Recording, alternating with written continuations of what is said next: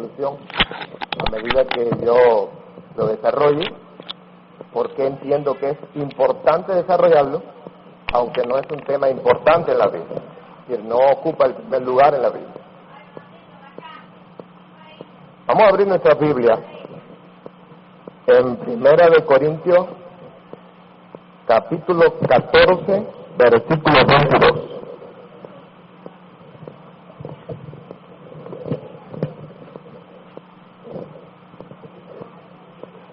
Primera de Corintios, capítulo 14, versículo 22, dice así: así que las lenguas son por señal, no a los creyentes, sino a los incrédulos, pero la profecía, no a los incrédulos, sino a los creyentes. Inclinamos nuestros rostros para hacer oración. Querido Padre, te damos gracias en esta hora, porque estamos delante de tu presencia, con el único objetivo de escudriñar tu palabra en forma tal que no solamente nutra nuestro espíritu, sino que esclarezca nuestro entendimiento. Necesitamos, Señor, una correcta orientación en todas las cosas que tú nos has dado el privilegio de manejar. Por tal razón, dependemos de ti en este momento para que la iluminación de tu Espíritu Santo esté junto a nosotros, no solamente a los que oyen, sino también a los que tenemos la responsabilidad de exponer. En el precioso nombre de Cristo Jesús. Amén. Mis queridos hermanos, yo no sé si a ustedes les pasa lo mismo que a mí, pero por mi trabajo movido en diferentes iglesias, he estado confrontado frente a la triste situación de una gran confusión acerca de la doctrina del don de lengua. Y nosotros, yo he pasado un rato en mi cama de esta mañana valorando qué estudio compartir, y la fuerza de mi motivación fue para este estudio. Entonces, les voy a decir que como nuestras reuniones se caracterizan por el fin de depurar algunas doctrinas, queremos llegar a algunas conclusiones al respecto. Les voy a decir algo muy fundamental. Tengo pensamientos muy elaborados en mis notas, las cuales en algunos momentos me voy a ceñir a tal como los tengo para que queden así grabados también en las copias de ustedes. Pero me gustaría que en algún momento, si hay que dar alguna aporte, cualquier idea, no tengo inconveniente. Pero es un tema que, por el título, necesita concentración, porque hay veces un engranaje de razonamientos que van a ir dependiendo uno detrás del otro, y eso nos hace que estemos bien concentrados, porque un pensamiento da luz a otro pensamiento. Con esta simple introducción, pues vamos a hablar en esta novela acerca del tema análisis crítico de la doctrina del don de lengua.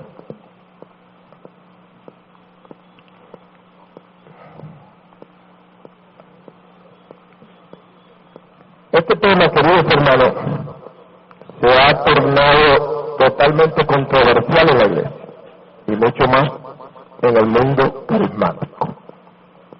Digo que se ha tornado controversial desde el punto de vista de que un tema tan simple y llano presentado en la Biblia, que no ocupa más de 2 o 3 páginas, no debiera en ningún momento ser tan controversial. No sé por qué ha sucedido esto, que prácticamente ya tengamos 3 divisiones, vamos a ponerlas así, 3 divisiones en el concepto del don de lengua. La primera división, para orientarnos, todo esto lo digo a manera de introducción, es los que niegan las lenguas posibles para un tiempo posterior a la iglesia primitiva. Hay personas que sostienen ese bando, ¿no? Otro, y en esta situación están muchas iglesias tradicionales, como también iglesias de tipo modernista. También en segundo lugar están los que creen que las lenguas son una señal y también un don. Es decir, que hay dos tipos de lengua. Una que es una señal y otra que es un don. El tercer grupo es los que creen que las lenguas son un don exclusivamente. Ahora, en el segundo caso, hay diversos movimientos pentecostales que lo sostienen, y en el tercer caso están muchas ramas del mundo pentecostal. Las religiones más grandes que se están dando son la primera contra la segunda, y las dos últimas tienen puntos totalmente diferentes uno con el otro. Ahora, el elemento controversial de las lenguas espirituales en realidad no tiene un origen moderno. Podemos decir que desde la misma iglesia de los Corintios está dado esta situación. Y podemos decir que hay cuatro problemas fundamentales que se dejan ver en la iglesia de Corintios, donde está envuelto el tema de la lengua. Uno era la inoportunidad, es decir, hablarla fuera de norma.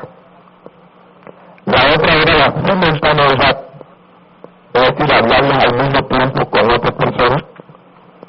Y la otra era el exclusivismo, no aceptar el ministerio de otras personas que tuviesen dones. Y la última, la represión, de impedir que fuesen utilizadas. Todo eso se deja ver en la discusión que hace Pablo, que no tenemos tiempo ahora para verlo, pero ustedes con un análisis lo pueden observar. Ahora, mis queridos hermanos,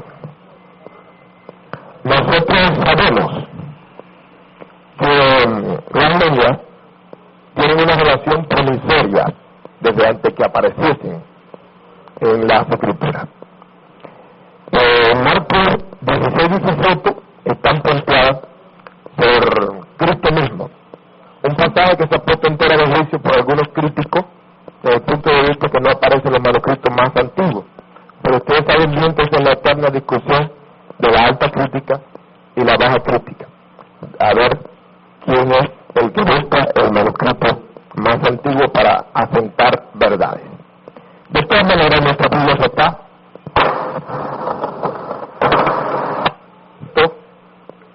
total para la discusión que tenemos que hacer.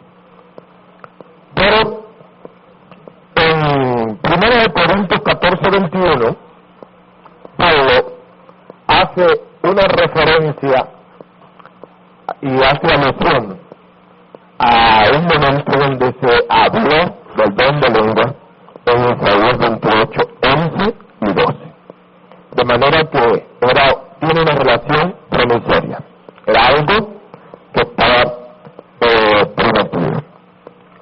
Ahora bien,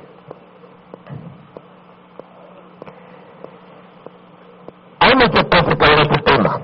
Tanto es así que yo, debido a la situación de preguntas y demás, me he visto la necesidad de recopilar muchas materias relacionadas con el tema y me lo digo muchas cosas. Pero yo quiero estar dando esta panorámica para entrar en la discusión crítica del asunto. Pero es bueno que nosotros veamos que la identidad escritural del don de lengua se encuentra básicamente en dos versículos, 1 Corintios 12:10 y versículo 28, donde dice que a otro la fórmula discernimiento de espíritu, a otro diversos géneros de lengua y a otra interpretación de lengua. Ahora dice, y ahí los puso Dios en la iglesia primeramente apóstoles, luego profetas, los terceros maestros, luego los que hacen milagros, después los que sirven, los que viven, los que administran y los que tienen don de lengua. Ahora, ¿cómo se llama entonces en la Biblia las lenguas? Es una pregunta que debemos hacer. La Biblia establece que es un don espiritual, muy independientemente de que existan otros criterios como ya hemos enfocado. Este ha de ser precisamente nuestro punto de partida para estudiar, hacer el análisis crítico de la doctrina del don de lengua. Y es uno de los tantos dones que aparecen allí plasmados en la Escritura. Después es que nosotros tenemos que averiguar cuál es su finalidad o su naturaleza, cuál es su finalidad, cuál es su empleo y cuál es su utilidad. Ok. Si bien es cierto, mis queridos hermanos, que en 1 Corintios 12:10, que parece ser el texto más fundamental, no utiliza la palabra don acompañando la expresión lengua, nosotros damos cuenta que partiendo del hecho de que cuando comienza a enumerar los dones espirituales, las mismas están enumeradas en es decir, en todos los subsiguientes, después de la expresión hay diversidad de dones, se sobreentiende que eso es un derivado de lo otro. Ahora bien, el versículo 28 le llama definitivamente don de lengua. Ahora bien, quisiera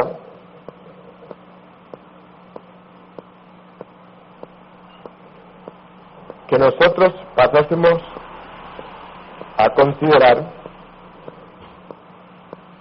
el punto en cuestión.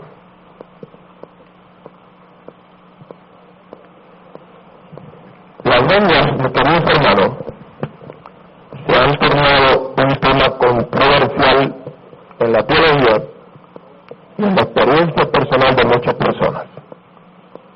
Tanto es así que los mismos existen enemigos de la lengua, como personas totalmente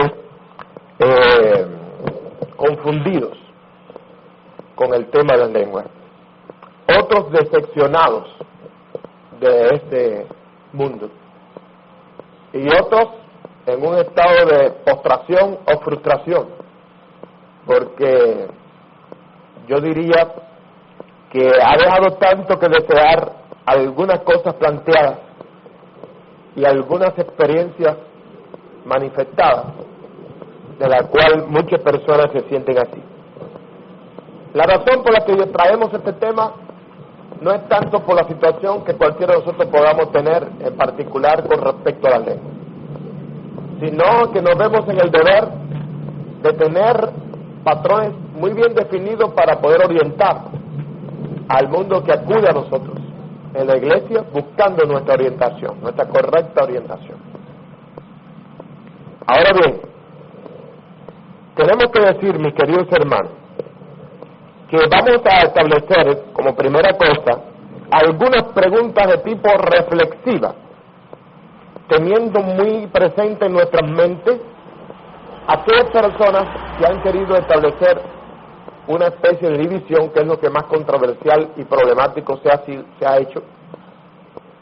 Aquellas personas que han querido establecer una división entre lo que es lengua como don y lengua como señal. Y la primera pregunta reflexiva que nosotros nos hacemos es que ¿dónde está desarrollada en la Biblia la doctrina de las lenguas como señal? Esa es la primera pregunta reflexiva que nosotros nos hacemos. En otras palabras, ¿en qué lugar en las Escrituras se ha planteado una reflexión de parte de los apóstoles acerca de que las lenguas son una señal? En esta pregunta comenzamos ahora a hacernos algunas respuestas. Tenemos que decir que no puede ser en Marcos 16:17, puesto que allí solamente se menciona y no se desarrolla la doctrina. ¿No es así? Eso es una verdad inconfundible. Ni tan siquiera se especifica a quién le sirven de señal, a pesar de que allí se enumera, entre otras señales, como una señal. No puede ser en 1 Corintios 12, puesto que allí solamente se habla del don y no hay ninguna mención a las lenguas como señal. Esa palabra no aparece en 1 Corintios 12. No puede ser tampoco en el capítulo 14, puesto que es una continuación del 12 y 13. Y si admitimos que en el 12 se está planteando la lengua como don, pues tenemos que llegar a la conclusión de que en ningún momento el apóstol cambió en su mente de idea y entonces planteó en el 12 como don y después en el 13 y el 14 empezó a desarrollar como señal, porque eso sería un absurdo. Y un absurdo que tiene que enfrentarse con algunos razonamientos que vamos a hacer ahora. Pero antes vamos a decir que tal parece que el capítulo 12 presenta el tema de los dones, el capítulo 13 presenta la motivación y el capítulo 14 la metodología de su ejercicio. Eso es lo que se trasluce en esos tres capítulos agrupados en uno. Es importante, mis queridos hermanos, que nosotros observemos que cualquier persona que quisiese sostener que por el hecho de que en el capítulo 14 aparece la palabra señal, las lenguas tienen que ser tratadas como una señal y no como un don en algún momento, pues entonces lo primero que le preguntamos es que le razonamos lo siguiente, y es que no puede ser en ningún momento, por la siguiente razón, de que Pablo no ha hecho en este versículo, como vamos a ver en el no ha hecho ninguna alusión a que nosotros sustituyamos el concepto de lengua como don para introducir el concepto de lengua como señal. No ha hecho ni tan siquiera la más insignificante alusión al respecto. Ahora, mis queridos hermanos, tenemos que decir que tampoco puede ser mucho menos en Hechos capítulo 2 y los pasajes subsiguientes donde hicieron su debut, puesto que allí solo existen narraciones históricas donde participó el uso del don y no se desarrolla ninguna doctrina. No sé si me hago entender. Es decir, que si alguna persona quiere fundamentar el hecho de que las lenguas como señal son explicadas, son explícitamente dadas como una doctrina en particular en la Biblia, apoyados en Hechos capítulo 2, tenemos que decir que allí se están dando narraciones históricas. Y eso es importante, porque si una persona ha asistido a este campamento, a este retiro, ¿no?, pues rápidamente todos los aquí presentes han tenido diversas vivencias. Cuando una persona hace referencia a lo que ha sucedido aquí, solamente narra acontecimientos, pero en ningún momento se está dando a la tarea de dar explicaciones concretas desde el punto de vista reflexivo de lo que ha sucedido aquí, sino simplemente está contando lo que ha pasado. Lucas lo único que hizo es tomar su pluma para redactar los acontecimientos sucedidos allí. Y eso no es una buena fuente para establecer una doctrina, aunque sí puede ser respaldado, pero no fundamental. ¿Cómo es posible, y pregunto yo, que se haga una división de las lenguas, de que unas son señal y la otra don, y la que es como don esté desarrollada tan ampliamente y la otra no? Eso es una pregunta que nosotros tenemos que hacer. ¿Cómo es eso posible? Ahora, en el capítulo 14 de 1 Corintios, se desarrolla la doctrina de la naturaleza y el uso del don de las lenguas. ¿No es así? Ustedes pueden ver que allí se presenta en qué consiste y también se presenta en cómo se usa. Ahora, en 1 Corintios capítulo 14, 1, se plantea el tema a desarrollar. Y después, en todo el curso del pasaje, hasta su último versículo, Pablo desarrolla estas dos cosas: su naturaleza y su metodología de uso. Ahora, mis queridos hermanos, Pablo explica qué cosas son las lenguas y cómo se usan. Y solamente en un solo versículo acompaña la palabra lengua a la palabra señal. Y nos damos cuenta que la pobreza de contenido temático ya va descartando la posibilidad de que Pablo en algún momento quisiese desarrollar dos cosas por separado, sino una sola. Tenemos que decir, mis queridos hermanos, que Cristo puso la lengua como señal de los que creen, entre otras. Para sostener entonces que las lenguas son la única señal, hay que maltratar entonces el texto escritural. Hay que hacer un maltrato de este texto. Si atendemos que es una entre otras, podemos concluir que las lenguas, como los otros dones, son manifestaciones concretas del poder de Dios, y por lo tanto todos los dones estarían acreditados para hacer señal a los incrédulos. ¿Está bien? Ahora, una pregunta reflexiva también. ¿No sostenemos todos los que creemos en la sanidad divina que Dios la usa como señal a los incrédulos? En estos últimos tiempos que ha habido tanto apogeo con el mundo de la sanidad divina, el argumento favorito no es que eso Dios lo está usando simplemente como señal para que las personas que están encallecidas por el ateísmo y la incredulidad vayan exactamente a la verdad de la fe. Eso es un hecho que todo el mundo sostiene, ¿verdad? Muy bien. El pasaje de 1 Corintios 14, 22 merece toda nuestra atención, porque tiene dentro del mismo algunas cosas importantes, aunque parezcan ingenuas. Tenemos que decir que en ningún momento pretende contradecir lo que Cristo planteó en Marcos 16, versículo 17 al 18. En ningún momento lo pretende hacer, sino más bien esclarecerlo.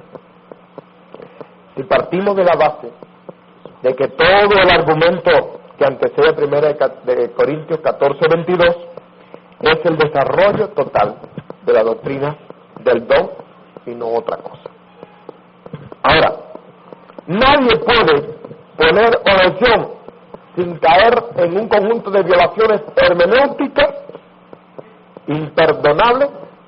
Nadie puede sostener que Pablo está pretendiendo introducir otra cosa. Vamos a hacer una reflexión. ¿Cómo es posible, escuchen bien, que Pablo, sabiendo que las lenguas que él está explicando aquí no son un don, sino una señal, manda a regularla a que no se hable en público? ¿No le parece a ustedes que esto es una arbitrariedad? Había que empezar por resolver este pequeño problema. Repito la pregunta porque para ver si me captan el argumento. Si partimos de la base, ¿no?, de que las lenguas son una señal y no un don, y que esto es la discusión que Pablo está haciendo aquí, nos preguntamos, ¿cómo es posible que Pablo, sabiendo que él está hablando, está explicando aquí las lenguas como señal, al mismo tiempo, en el mismo pasaje, manda a revelarla, a que no se hable en público. ¿A usted no le parece que esto es arbitrario? Es decir, esto es señal para los incrédulos, pero ustedes no la pueden hablar. Es un planteamiento totalmente arbitrario, ¿verdad? Ahora, ¿cómo es posible, por otra parte, que si las lenguas que él está explicando aquí no son un don, sino simplemente una señal, y esta sea la única señal para ser lleno del Espíritu Santo, como se plantea por algunos criterios, al mismo tiempo manda a revelar su uso simultáneo, sabiendo que simultáneamente muchos pueden ser llenos? ¿Verdad? ¿Cómo se la regalaría el Espíritu entonces? Primero, Pablo dice que no pueden hablar, primero Pablo dice, el argumento anterior, que las lenguas no pueden tener un uso simultáneo, ¿verdad? Y entonces, al mismo tiempo, está planteando que las lenguas son una señal. Si él está haciendo esto, no solamente está dándonos una evidente contradicción, sino que es una contradicción sin solución. Porque la persona dice, yo soy lleno y tengo obligatoriamente que tener la señal de hablar en lengua, y al mismo tiempo tengo que tragarla porque no puedo hablar junto con el otro. Y entonces, ¿cómo se sabe que ha sido lleno?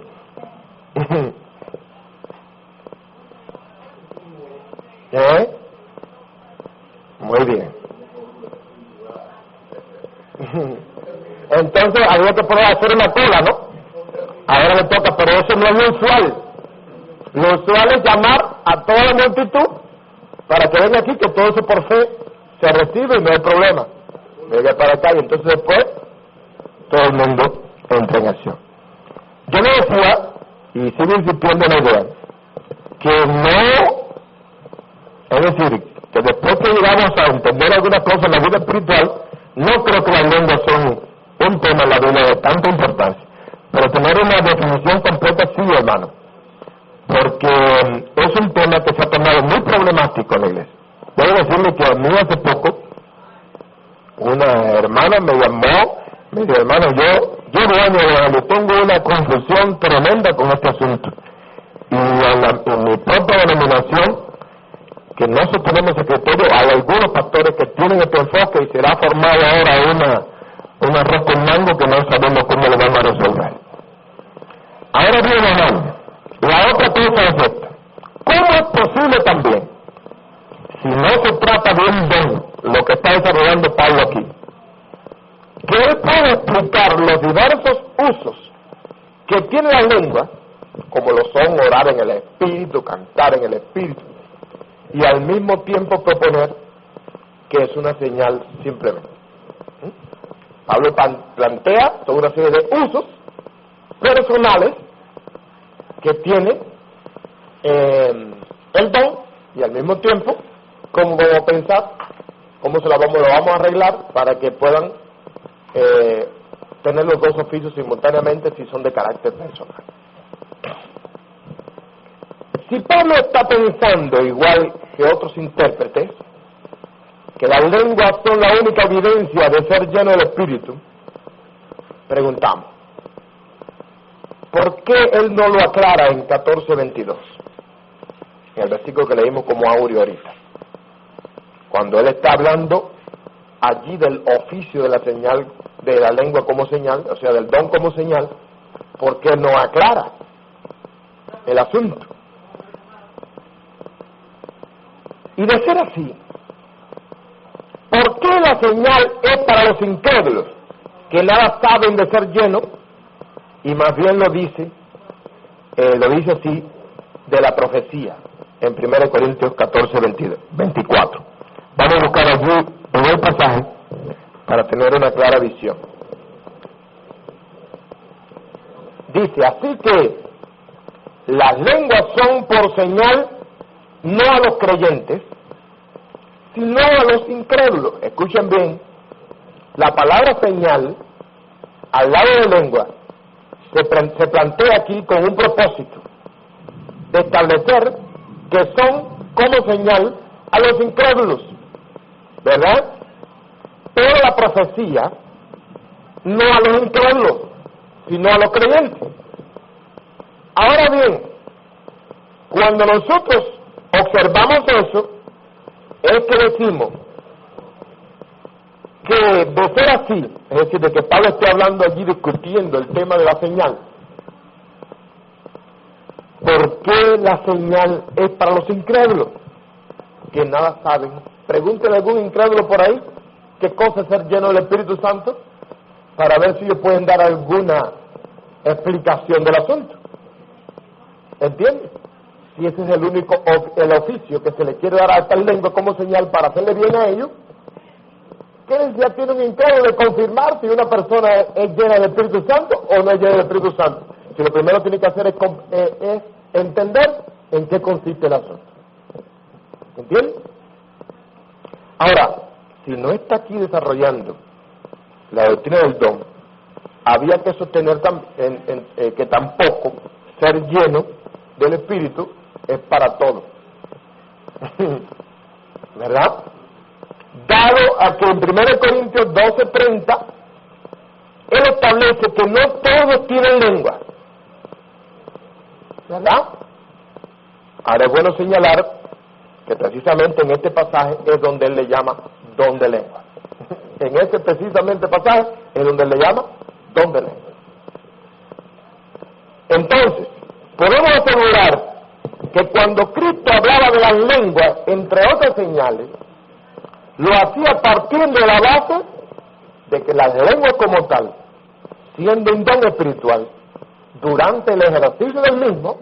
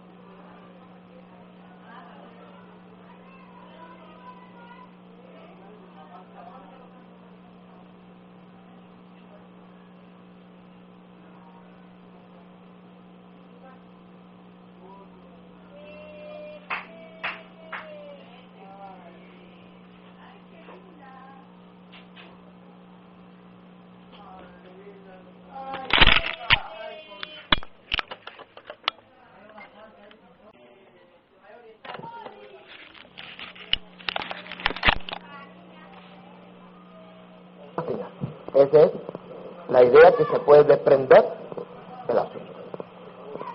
Diga.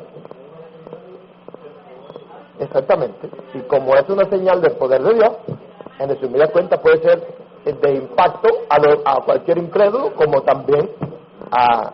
Exactamente.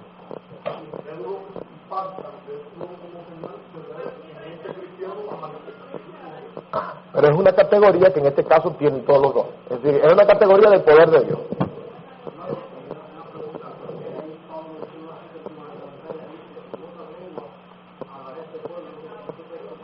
Y la pasé por ahorita por arriba hablando de la relación promisoria, ¿no?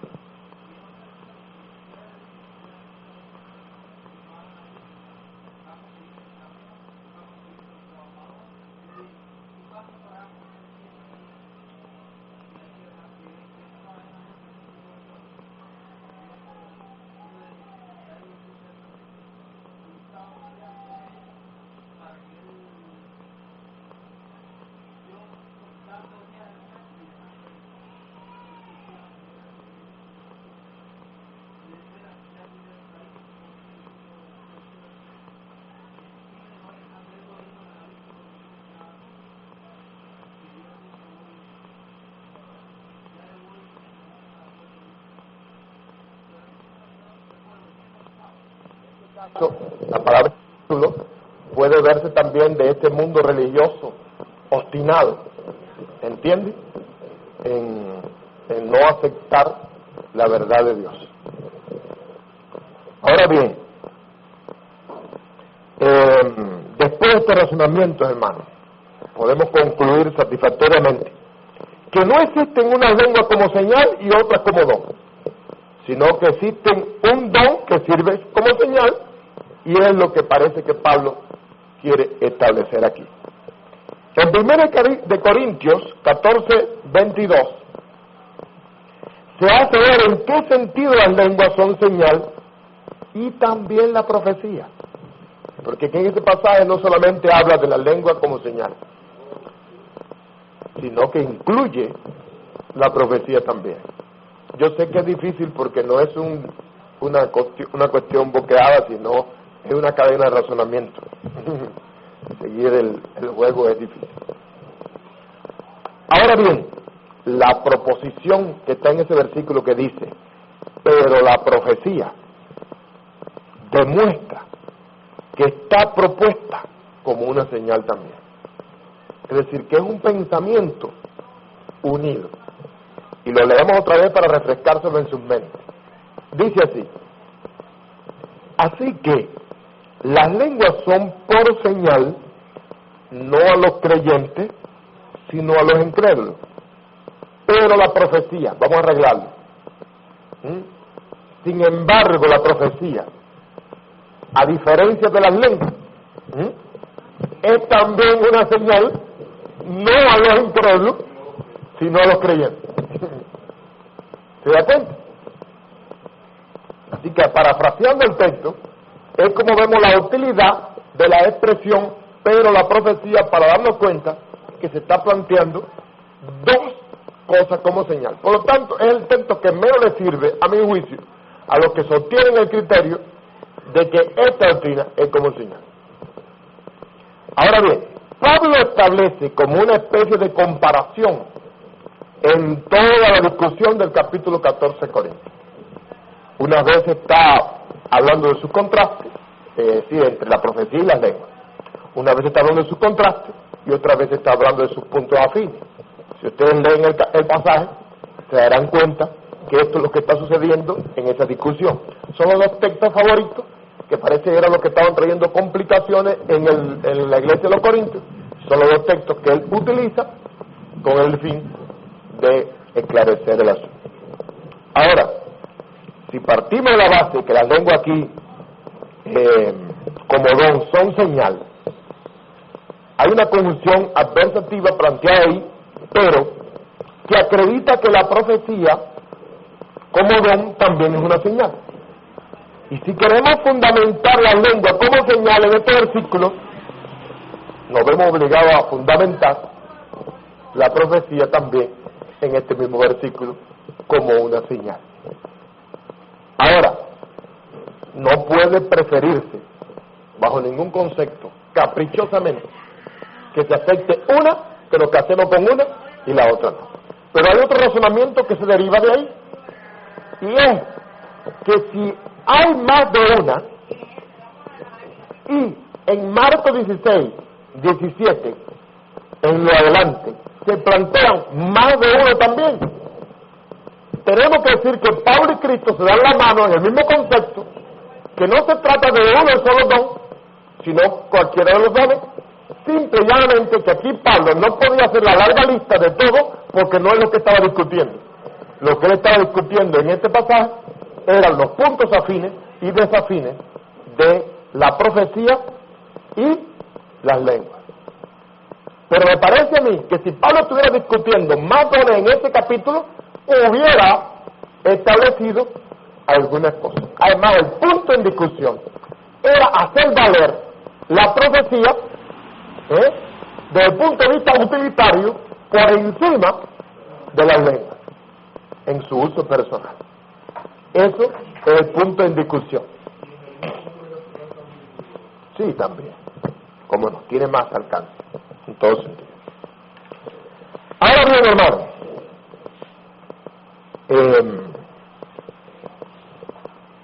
¿cuál es entonces la diferencia que Pablo establece aquí entre una y otra?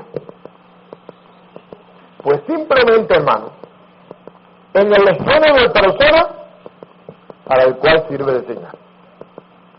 Eso es la noche. En el género de persona para cual sirve de señal. Es la única diferencia que Pablo está pensando aquí. A uno dice que es para los incrédulos y a uno dice que es para los creyentes. Y ahora podemos preguntar, ¿no es a los creyentes a los que se les debe dar señal de que alguna persona ha sido llena del Espíritu Santo?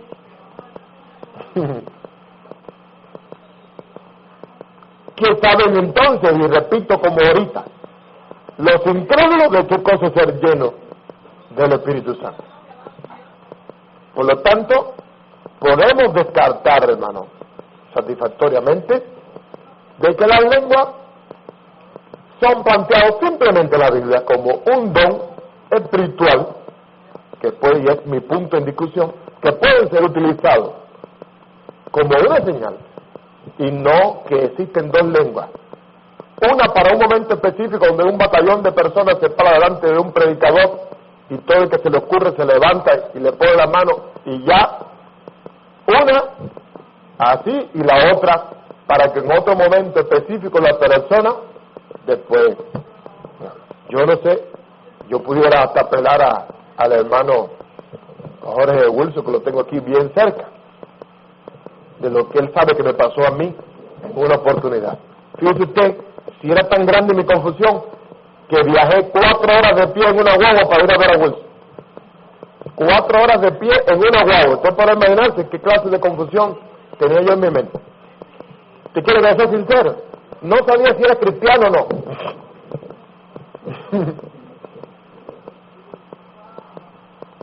Y en los momentos donde más yo he decidido buscar a Dios, yo mismo tenía un estado tan grande que Wilson estaba predicando un mensaje evangelístico y yo fui el primero que pasé al altar esa noche. Sí, te lo digo con honradez.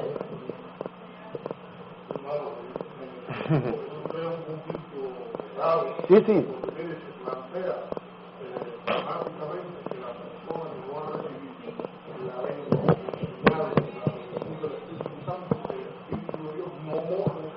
Sí, este es otro enfoque también. Y también se le priva de ejercicio lideresco en la iglesia. Hay muchas cosas.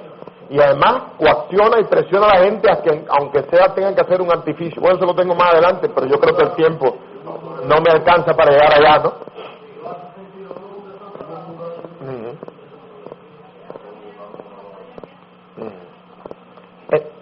Bien, entonces seguimos nuestro razonamiento para seguir comportándonos en pro del título, ¿no? Análisis crítico. Ahora, este pasaje serviría más bien, entonces, escuchen bien, con lo que hemos analizado, para dogmatizar que la profecía debe ser una señal. Escuchen, esto estoy haciendo un análisis, no estoy proponiendo, estoy razonando. Este pasaje serviría más bien entonces para dogmatizar que la profecía debe ser una señal para los que son llenos del Espíritu Santo, que las lenguas mismas como tal, más que las lenguas. ¿Entiendes?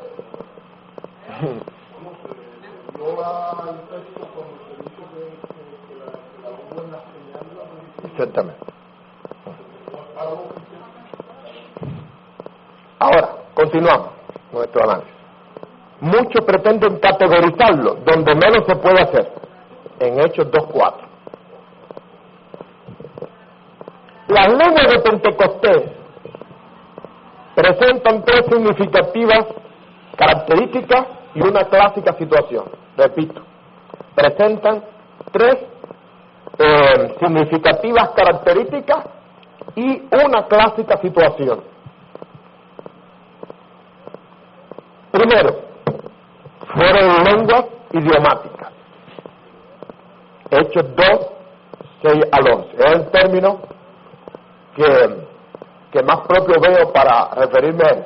Aunque si estuviera aquí Paul Paine, un hermano que escribió un libro que se llama El fraude de las lenguas modernas, me diría que eso no lo puedo decir. Ahora bien, creo que con eso me doy a entender que es mi propósito en este momento. Si son idiomáticas, por consiguiente, había que dogmatizar entonces que las lenguas de ser llenas del Espíritu Santo siempre tienen que ser idiomáticas. ¿No es verdad? Y esto no es lo que se propone por esa interpretación, que la conozco al dedillo, ni lo que usualmente sucede. ¿Está bien? Ni es lo que se propone, ni es lo que en la experiencia vivida por ellos se logra. Por tal razón, Hechos 2:4 no es una buena fuente para respaldar ese criterio.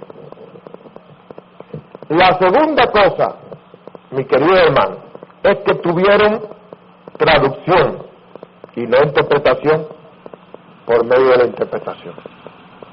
En otras palabras, cuando allí comenzaron a hablar, era igualito que si aquí hubiera un jamaiquino y Wilson comenzara a hablar, y que si hubiera aquí un haitiano y Oscarito comenzara a hablarle en el ¿qué? En el pasaje. Vamos a decir más respetuosamente, en el creol. Entonces, hermano, esa fue la experiencia allí.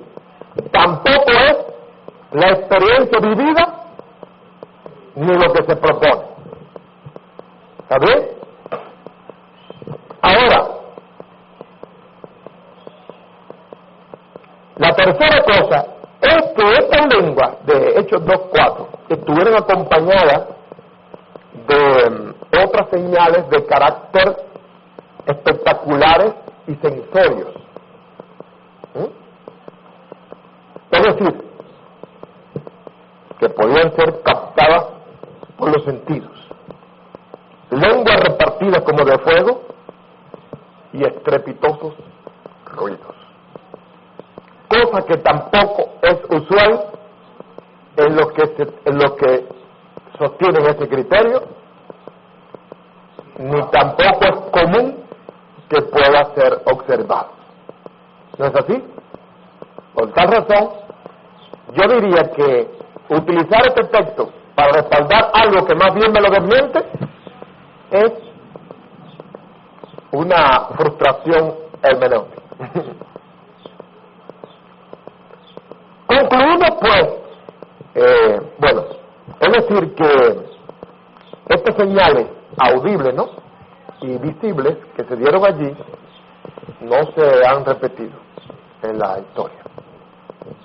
Y podemos concluir en este sentido, en Pentecostés simplemente, por razones que el Espíritu Santo entendió, escúcheme bien, cosa que puede volver a entender otra vez, porque eso es un problema de administración, de la administración general, y no de la administración de aquí abajo, no, exactamente, no es de lo que administramos, de los subadministradores. Hubo concretas manifestaciones del don de lengua y no hubo ninguna forma de lenguas especiales. Concretas manifestaciones del don de lengua. Y por consiguiente tienen que ser reguladas por la misma normación escritural, ¿verdad? Y no por un supuesto, como a veces quiere afirmarse. En 1 Corintios 14 está este velo, de todas maneras quiere taparme. Ay, vestido. No es el aire que está batiendo de afuera.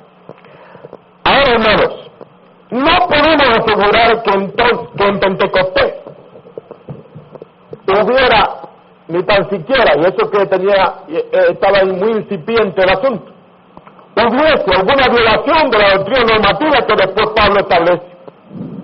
Ni tan siquiera eso se puede sostener, ¿verdad? No hubo desorden, puesto que todos los que creían ser alcanzados lo fueron y expresaron su satisfacción y su maravilla impactante por lo que allí estaba sucediendo. Todo el mundo entendió lo que se le quería comunicar. La palabra desorden no tiene ningún tipo de aplicación práctica en este pasaje, ¿verdad? Y podemos decir que hubiese estado justificado, porque en resumida cuenta, todas las cosas cuando comienzan están en la susceptibilidad de que tengan deficiencia. Exactamente. Y aunque la Biblia es dogmáticamente revelación de Dios, los sucesos dados por los hombres que participaron allí no son dioses. ¿Estamos de acuerdo? Exactamente. El quehacer humano en la Biblia siempre está presente, a pesar de que la Biblia, dogmáticamente hablando, sea la revelación concreta de Dios. Ahora, hermano, a nosotros, por lo tanto, no nos pega hacer estas violaciones, cuando ni tan siquiera allí, que fue la primera vez que debutó, se hicieron. Ahora, yo me referí también a una clásica situación. ¿Cuál es la clásica situación? Está dada por el contexto mismo de este capítulo 2, de hecho. Dice que hay diversidad de idiomas representados allí que tenían que ser alcanzados. Y el porciento de predicadores con relación al cuantioso índice de personas era muy mínimo. 120 para 3,000. proporcionalmente hablando, estaban impedidos para ser descansados.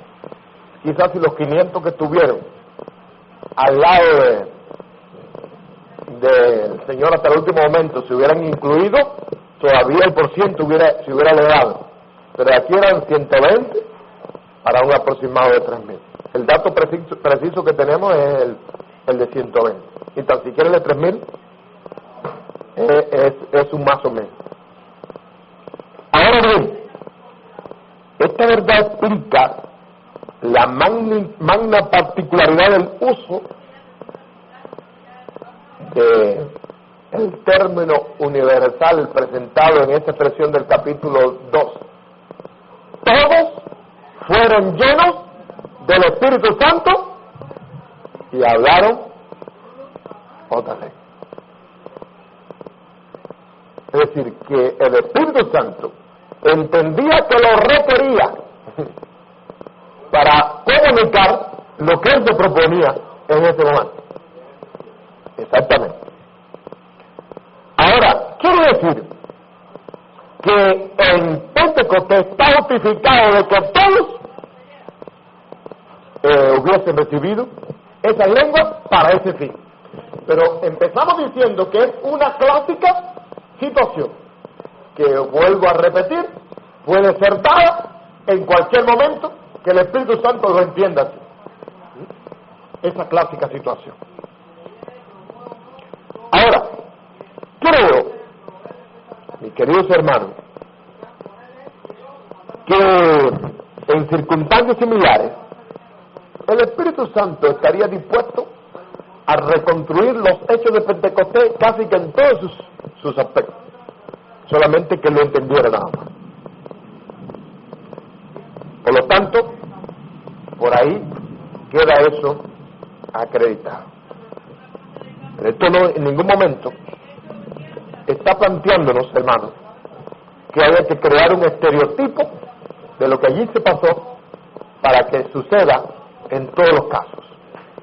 Eso sería quitarle la facultad administrativa y el quehacer personal del Espíritu Santo para deducir cuándo tienen que hacer una cosa, cuándo es más propio una cosa y cuándo es menos propio una cosa.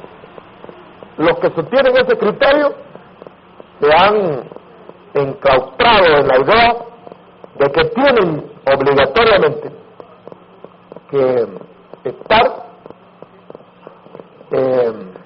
todo en el formato tal como lo concibieron allí en los relatos históricos de Pentecostés. Es decir, hermano, que la experiencia allí, bien justificada por el contexto, no tenía como plan el Espíritu Santo establecer una especie de patrón universal del asunto. Es decir, no es un común denominador para que cada vez que ocurra una manifestación del Espíritu Santo de esta misma índole, de esta misma clasificación, las personas tengan que experimentar todos los hechos vividos allí en Pentecostés. El que así lo crea se vería obligado a afirmar también que solamente una persona es llena de espíritu cuando se puede verificar todos los elementos los cuales hace referencia a ese pasaje. Y eso no es lo que normalmente sucede.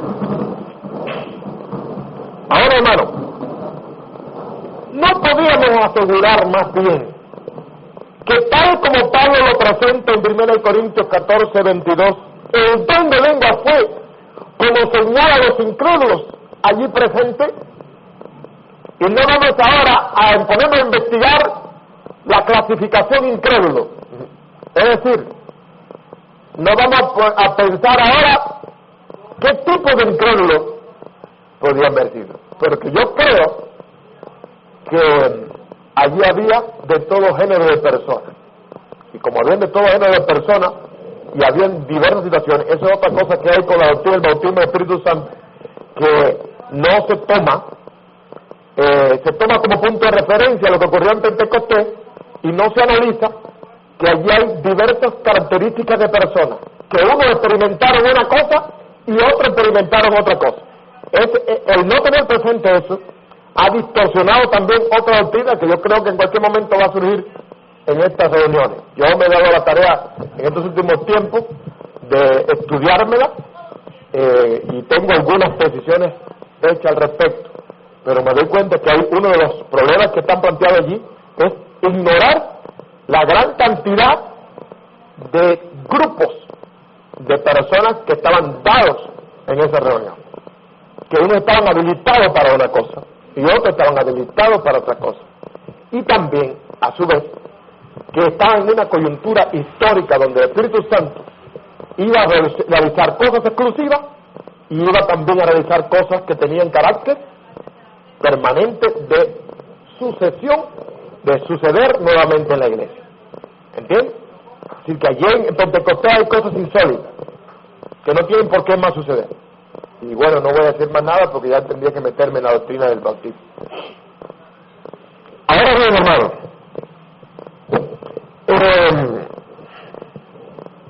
si las lenguas de Pentecostés están en conformidad con todos los aspectos de la lengua del capítulo 14, como nosotros hemos estado desarrollando, no podemos asegurar que tanto uno como la otra hablan del don de lengua y no de una señal como tal. Y de ser así, no desarticularía esto el concepto de que existen de alguna forma otras manifestaciones de la lengua. Ahora, otro argumento.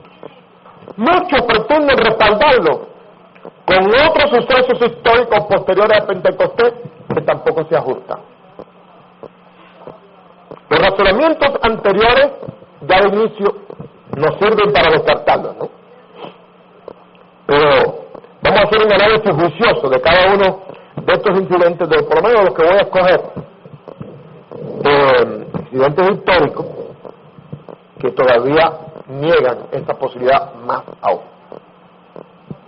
No puede ignorarse en este asunto las características contextuales significativas de todos estos pasajes, hermanos, que en muchos de los casos, entre ellos, se ajustan al mismo formato de Pentecostés, lo que hace totalmente deficiente el argumento de los que abogan por la lengua como señal. Vamos a ver 4 puntos importantes. No puede afirmarse en estos pasajes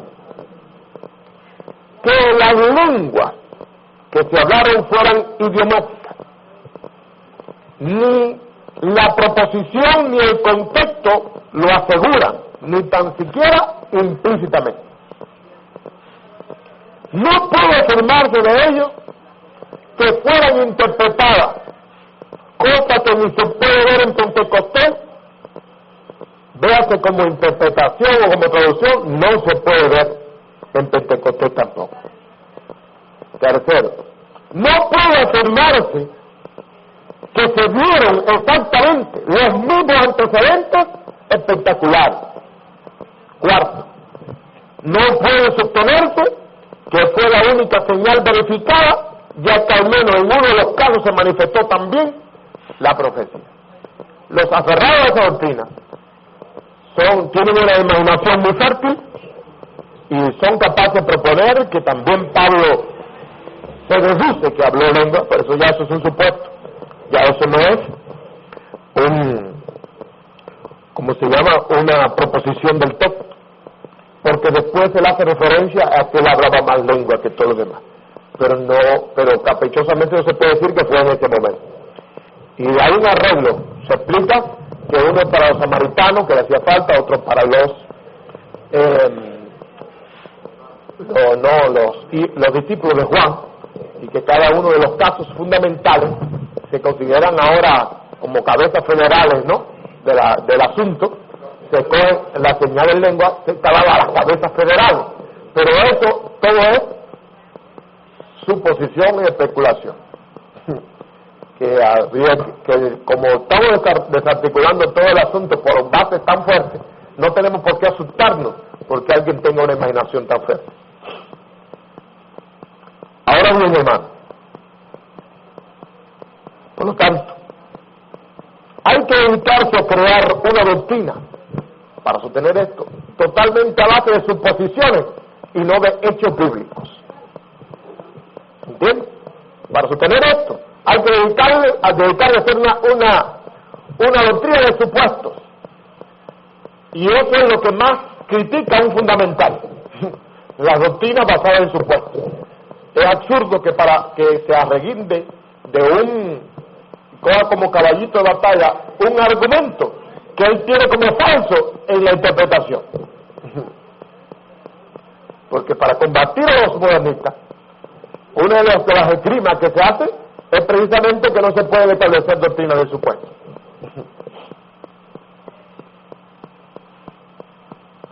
Ahora bien, hermano,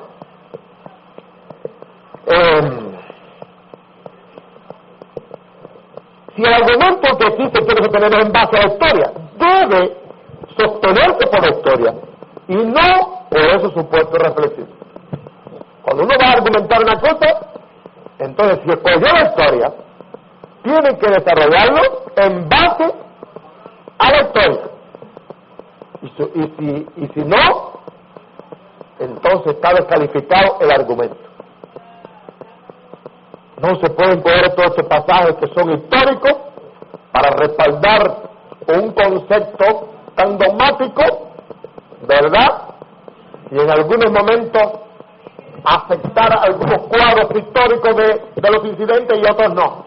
Es decir, hay que aceptar también que en todos los otros casos, en uno hubo profecía, por lo tanto, ya eso es un nuevo elemento que tiene que estar en todo. En otro hubo tierra, un lugar que tembló, ese elemento tiene que estar en todo. En otro hubo lengua repartida con el fuego, ese elemento tiene que estar en todo. Si vamos a hacer una recopilación de elementos, todos esos elementos tienen que estar presentes en los repetidos sucesos históricos que eso se ve.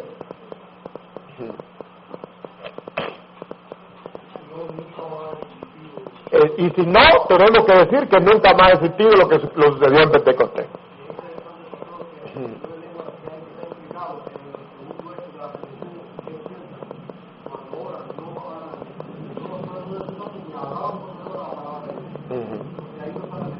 No, el texto no pretende gloriarse en la lengua, sino en lo que oían. El texto se estaba gloriando en lo que ellos pudieron oír en su propia lengua. En realidad, la gloria del texto está más en el efecto de ese uso de esa maravilla, ¿no?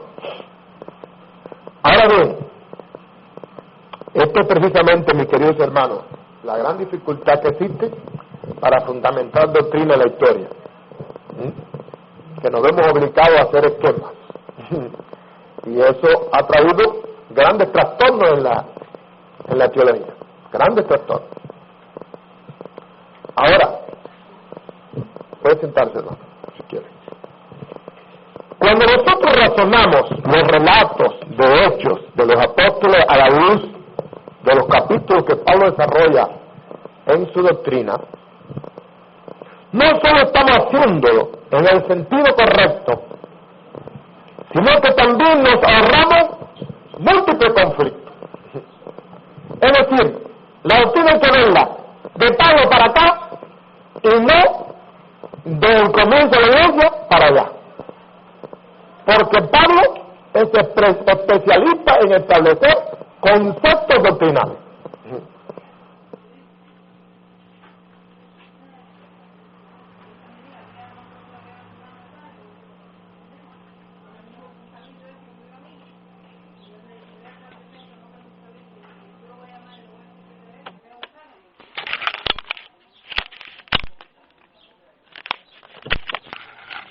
Entonces, es mejor corregir las experiencias vividas por la iglesia primitiva a la luz de lo que Pablo dice, porque Pablo tomó esa historia y la revelación del cielo para llegar a esa conclusión. Primero que nosotros, y más cerca que nosotros, tomó esa historia. Por lo tanto, ¿qué es más fuerte para nosotros? En este sentido, si cabe en la comprensión de ustedes lo que quiero decir, sin que se escandalice. ¿Qué es más fuerte para nosotros? ¿Lo que sucede allí en Pentecostés o lo que Pablo dice doctrinalmente del asunto? Es más fuerte lo que Pablo dice doctrinalmente del asunto, y ya lo hemos utilizado para descartar esa posibilidad. ¿Entiendes? ¿Por qué es más fuerte? Porque Pablo tomó esa historia y él era casi que contemporáneo de esa historia. Y él las estudió, las vio con toda su cara, y después, además, en la historia, como era incipiente la iglesia en ese momento, y estos sucesos estaban prácticamente en pañales, tenemos que admitir, mis queridos hermanos, que hay toda una serie de palabras que se usan indistintamente para referirse a veces a un mismo asunto. Y hay personas que, apoyándose en la historia, han establecido una doctrina de promesa del Espíritu Santo, bautismo del Espíritu Santo, ¿entiendes? Todo un conjunto de cosas sin darse cuenta de que esa complejidad es un problema, de que es un relato, y que el ángulo que cada uno pudo percibir, y aún si quiso ser fiel Lucas a lo que estaba diciendo, lo que escuchó decirlo o lo que le contaron es lo que plasmó ahí. Pero es que los apóstoles no estaban haciendo doctrina en Pentecostés. ¿Eso no es una verdad? Los apóstoles estaban recibiendo experiencia. Hay una notable diferencia entre lo que es hacer doctrina y recibir experiencia. Cuando yo tuve experiencia con el Espíritu Santo, yo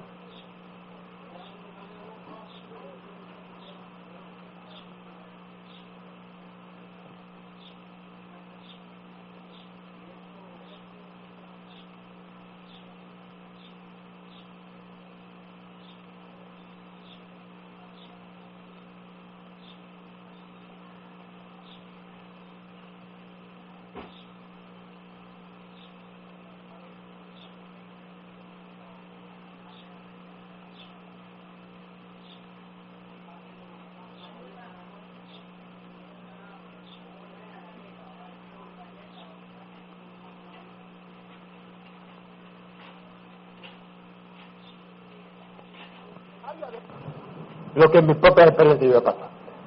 ¿Y ustedes creen que esos que estaban allí en Pentecostés no son los misma gente? Igual que nosotros.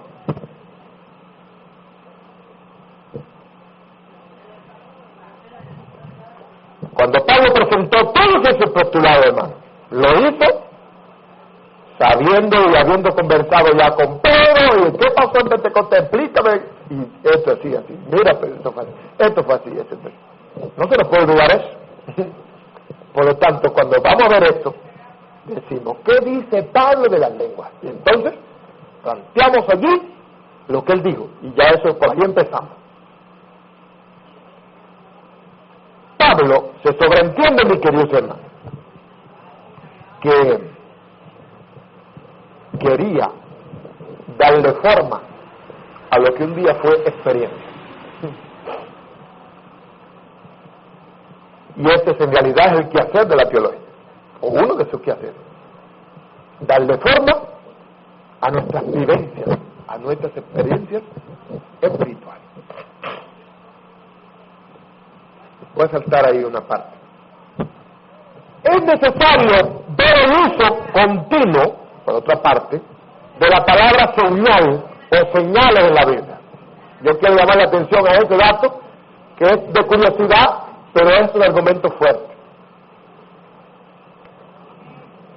Y muy especialmente en el curso de la iglesia primitiva. Y ahora sí quiero nada más que me tengan su Biblia abierta, porque quiero respaldar esto tal como lo tengo ahí. Y nos vamos a dar cuenta que la palabra señal se ve predominar una mentalidad capital detrás, que nada tiene que ver con las lenguas, sino con prodigios, señales y milagros. ¿Por qué sucedió esto? ¿Por qué la Biblia hizo esto?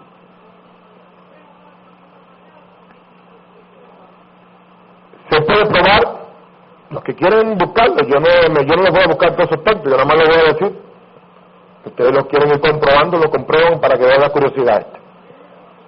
En Marcos 16, 17 y 20, que aparece más de una vez. En Juan 2, 11, aparece la palabra señal relacionada con una maravilla. En Hechos 2, 19 y 22, también está relacionado. Versículo 43, también de este capítulo 2, está relacionado con el mismo asunto y no con la lengua. 4, 16 y 30, también relacionado con maravillas, prodigios, señales o sanidades y no con la lengua. 8, 6, es decir, con el caso de Felipe, también está relacionado con los prodigios y milagros. 14, 3, 15, 12, y 2 Corintios 12, 12, para mencionar solo un panorámico ejemplo.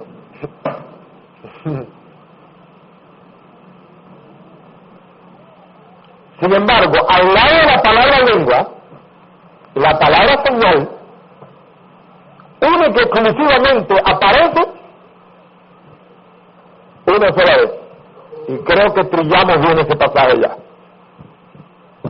¿No es así? En 14:22. La única mención en la Biblia donde está acompañada.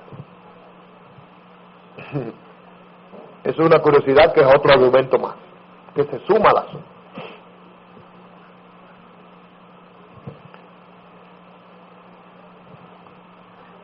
Ahora, mis queridos hermanos, ¿qué queremos decir?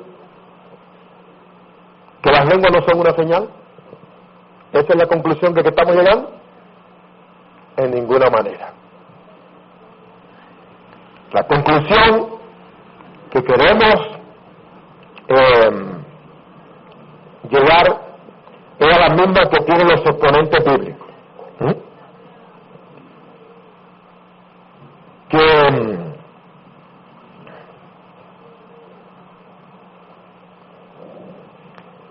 Que más que estar circunscrita a la lengua como señal, estaba íntimamente relacionada a las ideas de señal con todos los efectos, escuchen bien, espectaculares de la obra sobrenatural de Dios. Con todos los efectos espectaculares de la obra sobrenatural de Dios. Esta palabra señal estaba muy íntimamente relacionada.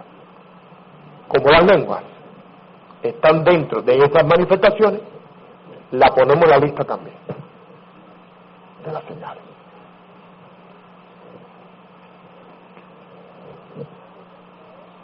Ahora, mis queridos hermanos, por esto es que podemos proponer sin temor a dudas que la experiencia de ser lleno del Espíritu puede producir cualquier manifestación de los dones.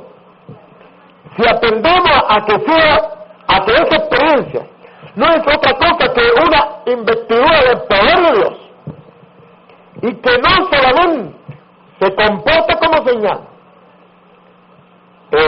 evidentemente, no solamente se comporta como señal evidente de esa experiencia, sino como testimonio elocuente del respaldo divino a la obra misionera. Otra votación del asunto. Ahora, hermanos, después de este razonamiento, a la luz de tantos hechos que hemos realizado, se sobreentiende que muchos interrogantes podrán producirse. Como por ejemplo, voy a plantearla yo mismo. ¿Qué de las lenguas entonces del día de hoy atribuidas a ese formato inflexible que se ha propuesto? Esa es la primera pregunta que tenemos que hacer, ¿no es así? Otra pregunta, ¿qué de los que han sostenido otros criterios al respecto? Otra pregunta, ¿por qué qué esa no es la interpretación más generalizada del mundo carismático? Eso me lo dijo a mí una persona una vez. Hay personas que nada más le dan crédito a las doctrinas que tienen voto de mayoría. Una vez le hice una reflexión a un hermano para que vean que los votos de mayoría no siempre son los que resuelven los problemas doctrinales. Y le probé cuántas personas en la Biblia estuvieron solo sosteniendo un criterio en una infinidad de veces, y eran el legítimo representante de Dios. Exactamente. Ahí vemos el uso negativo del voto de mayoría, uno de los tantos usos del voto negativo. Y una persona una vez que me dijo eso, ¿por qué esa? Con otra doctrina también, esa misma persona me lo ha dicho en otras oportunidades. ¿Por qué? Eso no es lo que normalmente sucede. Yo personalmente, hermano, entiendo que nuestra ortodoxia se fundamenta en la iglesia primitiva, no en la historia de la iglesia. Es un argumento que una vez descubrí y lo he seguido manteniendo por mucho, me ha salvado de muchas cosas en la historia. Esta misma doctrina que Wilson expone con tanta libertad, ahora, en muchos otros años, yo era sacudido por algunos enfoques. ¿Entiende? ¿Sabe por qué? Porque él era solo. ¿Entiende? Él era solo. Y tenemos que amar la verdad, hermano, más que quién es los que más están de parte de una cosa. Y si por eso tenemos que sufrir, sufrimos.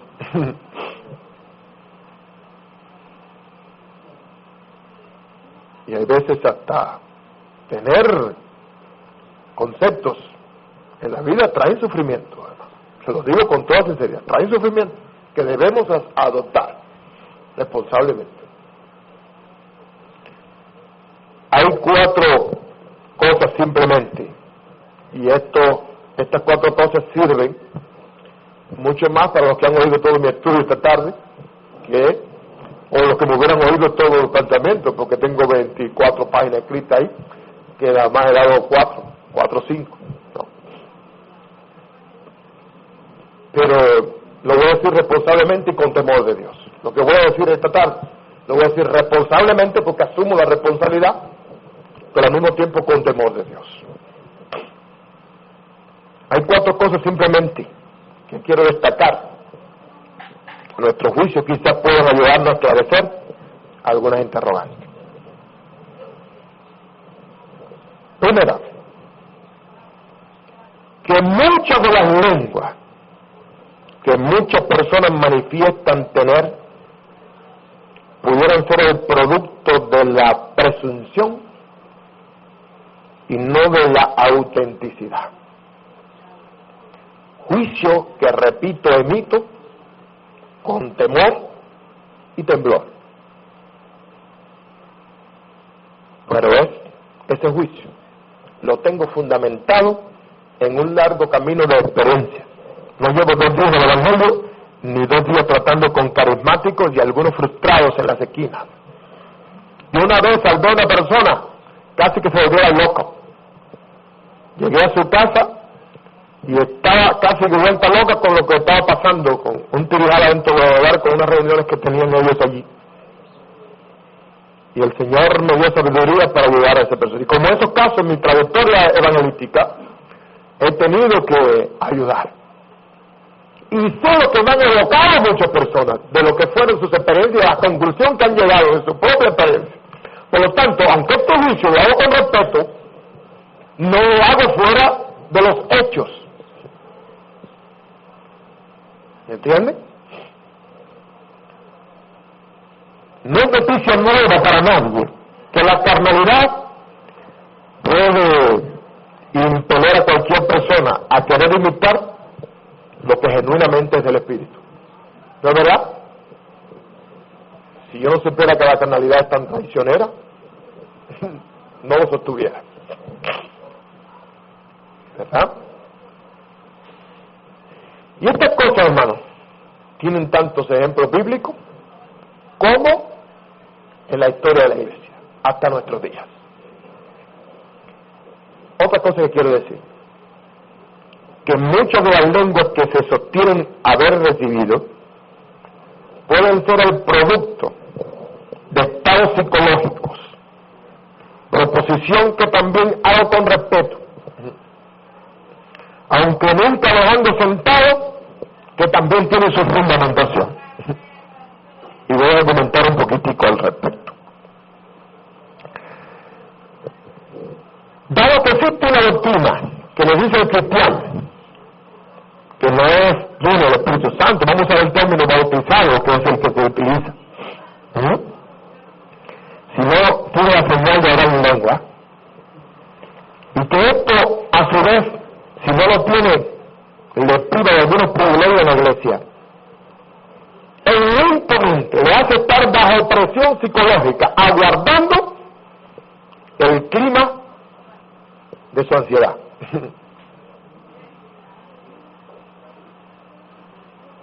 ¿Entienden? Casi que es un estado de conflicto. Vamos viendo, psicológicamente es un estado de conflicto.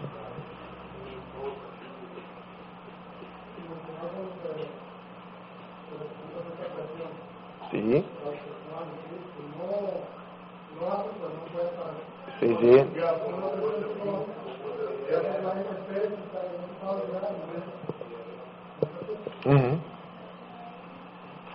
Ahora bien,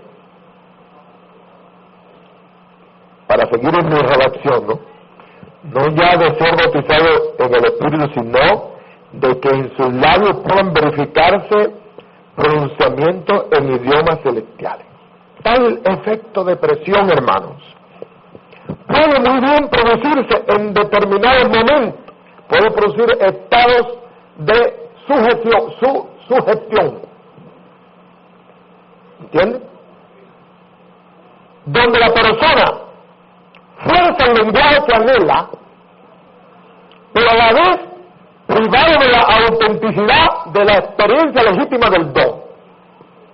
¿Entiendes?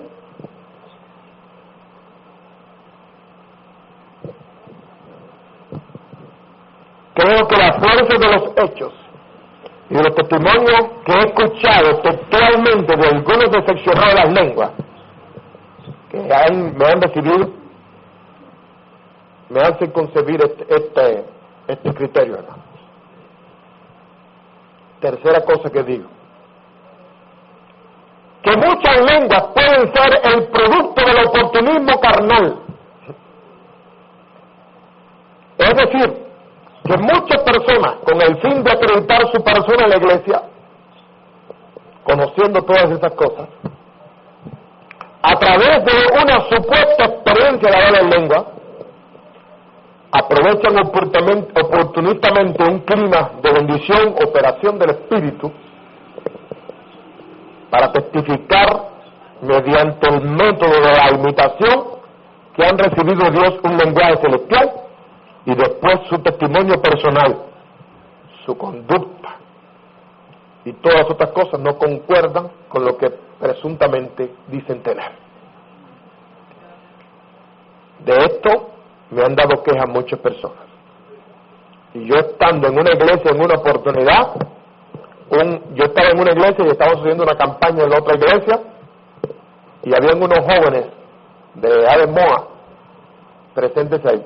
Y el muchacho es un centurión cualquiera, es decir, uno de estos muchachos que, ¿saben quién es centurión, verdad? Esa persona que imita aquí en Cuba, digo que imitaba. Entonces, este muchacho, en una sala, yo lo tuve que hasta reprender, porque verdaderamente el incidente me fue desagradable. Dice, no, que allí yo estaba allí, de todas maneras querían que yo ardiera, que me dijera que yo empezara a decir alguna cosa, que empezara a decir alaba, y que ya yo iba a recibirlo. Y dice él, yo te puedo hablar si yo quiero todo lo que... Empezó a hablar como hablaron todos los que estaban allí, todas las cosas que hablaban, empezó a hablarle también. Yo le reprendí, digo, no juegues con esas cosas. que eso no es bonito, no es elegante. Esas cosas, aunque podamos sospechar de algunos casos, los fraudulentos, debemos ser respetuosos. Es mi criterio personal. Exactamente. Yo siempre he aprendido, hermano, que es mejor pecar de temeroso de Dios que no de liviano. ¿Entiendes? Y juzgar las cosas livianamente. Si yo me atrevo a decir estos hechos es porque tengo testimonio de personas que me han dicho su experiencia. Y como yo le doy crédito a la experiencia, pues, entonces, lo puedo decir con libertad. Ahora, estos actos también tienen ejemplos bíblicos, como también nosotros. Y la última, hermano,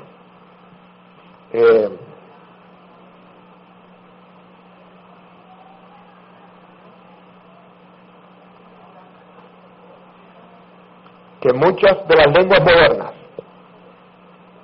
y para gloria de Dios, creo que sobre la base de que existe un Dios, que existe el don y que existen hombres legítimos que buscan a Dios, son fruto de la autenticidad de una genuina experiencia espiritual. Hijos de Dios que dan credibilidad a lo que Dios imparte en su vida, su poder, sus dones espirituales, y por el mismo santo camino bíblico llegan a ser capacitados por el Espíritu Santo, no solamente de las lenguas, sino de cualquiera de los otros dones que Dios quiera compartir con ellos. Creemos que Dios, infinidad de veces, hermano, llenará de su Espíritu, de acuerdo a su plan proporcionado, con la evidencia del don de lengua. Pero creemos también, otras veces, lo hará con las señales que más se le estime conveniente. Es claro para nosotros, pues, que este último caso es el que debemos aspirar nosotros. No ya concentrar las lenguas como tal, que ha sido el tema de nuestro estudio, sino en la prometida y necesitada experiencia de ser llenos de Dios, prefiriendo el encuentro con el donante, ¿verdad?, más que con los mismos dones. Que Dios les bendiga.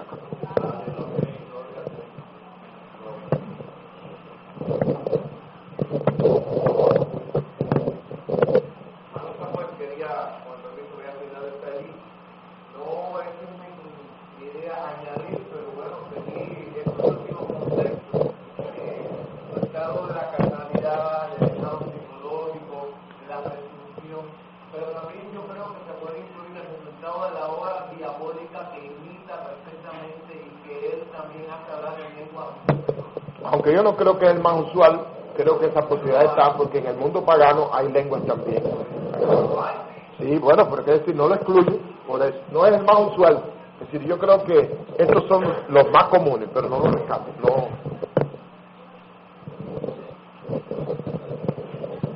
Bueno, la verdad es que no tenía mucho ánimo de intervenir, porque tengo que felicitar al hermano por un magnífico estudio que ha presentado sobre este tema, muy acertado, y creo que es muy oportuno porque vamos a tener en el futuro muchos problemas en cuanto a eso. Hemos tenido, pero pienso que tendremos más problemas en el futuro. Y como dijo el hermano Enrique, conviene que la COPEC, aunque la COPEC no es una asociación de iglesias, sino de pastores, pero nosotros en nuestra vida como pastores queremos tener bien definidos estos conceptos, y llegará a nuestra iglesia a través de nosotros los pastores. Entonces, quería abundar en la parte que mencionó el hermano Noel de demonios, y quiero decirle que aunque hasta aquí ha sido muy poco esa parte demoníaca aquí en Cuba, pero está creciendo en el mundo la participación demoníaca en esos fenómenos. En los Estados Unidos, quiero que ustedes sepan que en todo el mundo occidental, ahora hay una religión llamada la Nueva Era, que se basa fundamentalmente en una mezcla de manifestaciones ocultistas mezcladas con el cristianismo. Practican el habla en lengua y todo eso está a base de demonios. Y eso está creciendo en los Estados Unidos y en otros países de una forma tremenda, y no ha llegado aquí simplemente porque las circunstancias aquí no ha permitido ese brote. pero hermanos, en el futuro en el futuro yo no dudo, hermanos, de que aquí tenemos también que enfrentarnos con este problema. Por tanto, yo doy mi voto que se incluya esa parte también en eso. Y bueno, realmente hemos sido muy favoreciblemente bendecidos con esta actividad, este estudio. En cuanto a ¿qué pregunta era?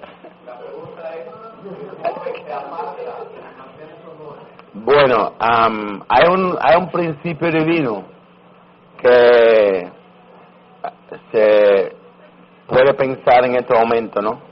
Y es que Dios utiliza mucho en su gobierno el enmarcar a la persona en un plazo de oportunidad. Entonces,